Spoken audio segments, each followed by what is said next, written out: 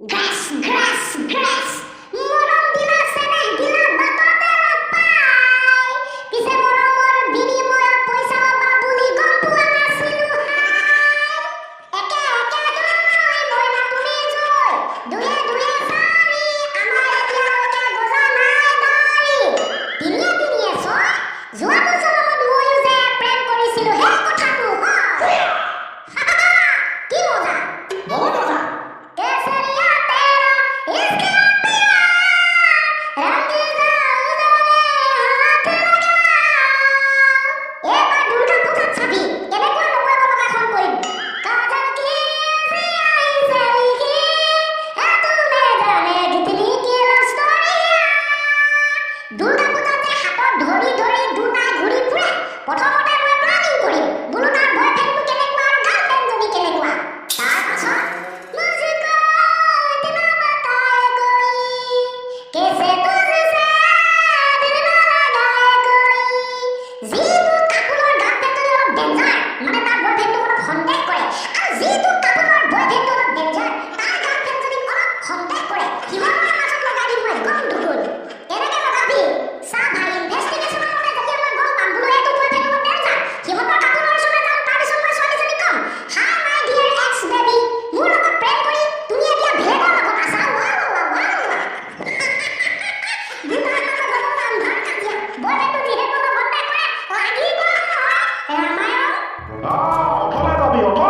এইবিলাক চব অধঃপতনলৈ যোৱা লক্ষণ কেনেকে চাই এইবোৰ খুব ভাল কথা ভাবিছ আকৌ দুৰ্গা পূজাত বেলেগৰ কাপোৰত কাজিয়া লগায় নিজৰ নাই যে ছাৰ হ'ব যোৱাকালি যে মই তহঁত তিনিটাক ছাগলীৰ ওপৰত ৰচনা লিখি আনিবলৈ দিছিলোঁ কি হ'ল মই ছাৰ পাহৰি থাকিলোঁ এতিয়া আৰু মনত পৰিছে আপুনি কোৱা দেখে তেনেহ'লে তোক আজি মই 12 বজাম চানি তোৰ ভাগৰ 12 বজা মই কি কৰিব বাৰু ঐ ছাৰ মই এখন বেলেগ ধৰণৰ ৰচনা লিখি আনিছোঁ ছাগলীৰ ওপৰত আপুনি যেতিয়া দেখিব আপোনাৰ চকু থৰ থৰ থৰ থৰকে কঁপি যাব বা ইমান খানা হৈ গ'লি না দে চাম দে ভণ্টি অ ভণ্টি আহি যোৱা মই তোৰ ভণ্টিক মতা নাই নহয় ৰচনাখন চাম ৰ'ব ছাৰ আহি যোৱা হা তই কি কৰিছ তই দেখোন ছাগলীজনীকে উঠাই দিলি আৰু তাৰ ওপৰত কি লিখিছ ৰচনা ইয়া কেনেকুৱা লাগিছে ছাৰ ছাগলীৰ ওপৰত ৰচনা লিখি আনিছোঁ হে প্ৰভু খালে এইডালে গোটাই খালে ও ছাৰ আপুনিয়ে কৈছিলে বেলেগতকৈ বেলেগ ধৰণে ছাগলীৰ ওপৰত ৰচনা লিখি আনিবি বুলি আৰু সেইকাৰণে মই ছাগলীটো ল'লোঁ তাৰ ওপৰত ৰচনা লিখি আনিছোঁ দেখিছেনে ছাৰ গাটোৰ ওপৰত মানে পিঠিৰ ওপৰত ৰচনা লিখি থৈছোঁ তাৰ মানে হৈ গ'ল এইটো বেলেগতকৈ বেলেগ ধৰণৰ ছাগলীৰ ওপৰত লিখা ৰচনা আৰে ছাৰ কি হ'ল বে তাকেতো ঐ বেলেগ তই তুমি দেখে পাৰে পঢ়িছোঁ ও ছাৰ অলগদ্ধ জীৱনত দেখিছোঁ কিন্তু তহঁতৰ নিচিনা অলগদ্ধ মই ক'তো দেখা নাই আজটো হে পানী ওকে ছাৰ মই বাৰু আজি কাৰ মুখ দেখি আহিছিলোঁ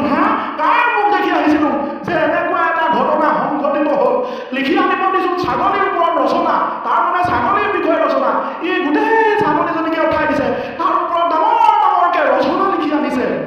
যি হ'ল হ'ল আৰু ছাৰ এতিয়া বাধা দিয়ক নাই কথা ক'বলৈ আহিছ ছাৰ মই পাহৰি থাকিলোঁ বুলি কৈছিলোঁ নহয় জানো ছাগলীৰ ওপৰত কিবা এটা মই মুখেৰে কাটি দিব পাৰিম তই বাৰু কি কৰি গম নলগাচোন একো নহয় ছাৰ ভালকে কাটিম তেনে যদি ভালে কথা কিন্তু মই কালি কৈছোঁ আজিও ক'ম এই নৰ্মেল একদম এইবিলাক ৰচনা মাতিলে নহ'ব অলপ বেলেগতকৈ বেলেগ ধৰণে মাতিব লাগিব হ'ব ছাৰ আপুনি যেনেকৈ কৈছে তেনেকৈ মাতিম তেনেহ'লে এতিয়া আৰম্ভটোকে কৰি দে ওকে ছাৰ নমস্কাৰ মই ছাগলীৰ ওপৰত ছাৰে কোৱা ধৰণে এখন ৰচনা মাতিবলৈ আৰম্ভ কৰিব লৈছোঁ ছাগলী হৈছে এবিধ চাৰিঠেঙীয়া জন্তু ই বৰ লেতেৰাকৈ কান্দে যেনে ছাগলী মাংস বৰ দাম ক'ৰবাত 500 টকা কেজি ক'ৰবাত আকৌ কেজিত 600 টকা একচুৱেলি ক'বলৈ গ'লে ছাগলী মাংসৰ গোন্ধটো অলপ বেলেগ ধৰণৰ ই মাংস নোগোন্ধায় ই গাখীৰ হিচাপেহে গোন্ধ মাৰে খোৱাৰ পাছত আপুনি যদি হাতখন ভালকৈ নুধুৱে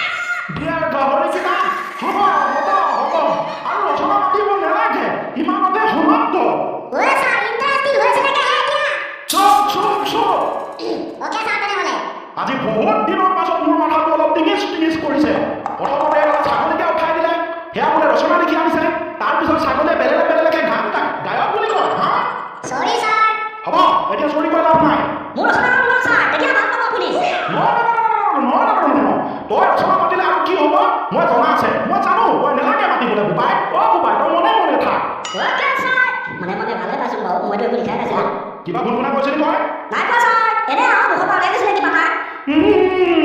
ঐ ছাৰ কি হ'ল